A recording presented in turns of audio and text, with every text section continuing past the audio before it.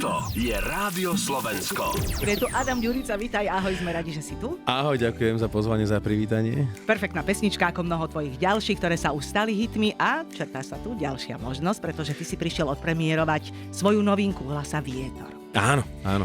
Meteorológia ti je asi trošku blízka, pretože po piesňach predpoveď počasia, slnko, je tu teraz vietor. No ale predpokladám, že asi to nebude o počasí. No a ešte doplním, že v skladbe Naše hriechy spievam skôr, než príde dážď, takže... Áno, tam tiež. Ale podľa názvov aspoň tieto tri už sú také, ktoré sa týkajú nejakých živlov prírodných. Vietor nie je o počasí. Kto by to bol čakal, že?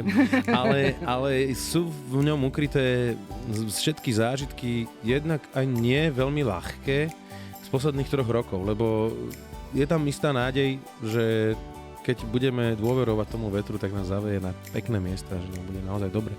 Text napísal Peter Riava, od toho som sa odpichol.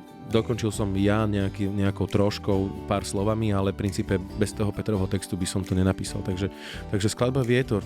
Nový producent Martin Ledvina sa postaral o ten zvuk.